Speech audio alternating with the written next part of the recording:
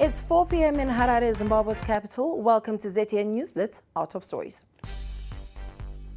More charges for arrested Zimbabwe minister. Zimbabwe oil project nears completion.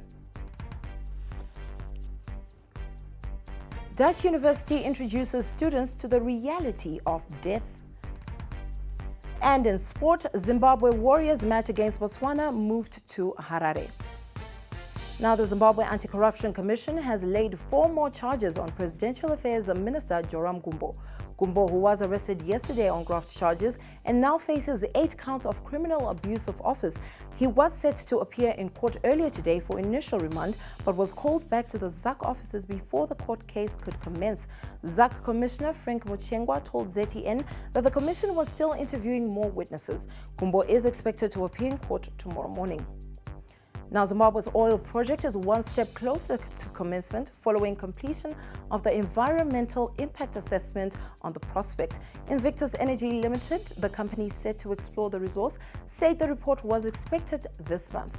Invictus Managing Director Scott McMillan said the Muzarabani prospect has grown significantly in its scale and represents one of the largest conventional exploration targets globally. Now, Radboud University in the Dutch town of Nijmegen offers a new solution for those struggling from everyday challenges of student life and uncertainty of the future, a purification grave. The project offers a unique glimpse of what comes after death. The grave is an open hole in the ground equipped with a yoga mat and a pillow to make students comfortable enough to meditate. The author of the idea, John Hacking, feels that the creation will help the youth appreciate the beauty of life and realize its fleetingness. Since the authors are offering something real, telephones and books are prohibited during the session.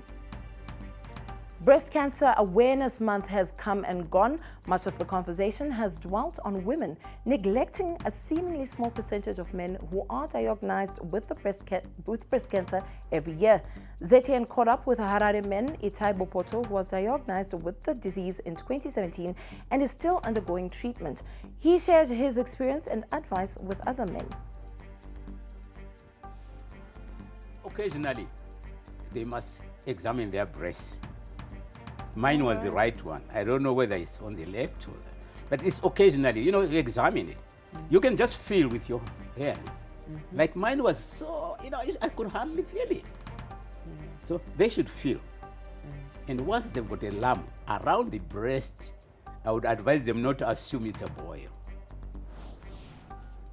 We move on to the world of sport, where the Zimbabwe senior men's national football team's AFCON 2021 qualifier against Botswana has been shifted to Harare. The match was initially slated for Barberfields, but Bulawayo City Council could not guarantee availability of floodlights. The match will now be played at 6 o'clock at the National Sports Stadium in Harare on Friday, 15 November. In the UEFA Champions League tonight, European champions Liverpool are at home against Genk, while Chelsea hosts Dutch champion Ajax. Slavia Prague travels to Spain to face Barcelona, and there's a potentially explosive match in Germany where Borussia Dortmund hosts Inter Milan.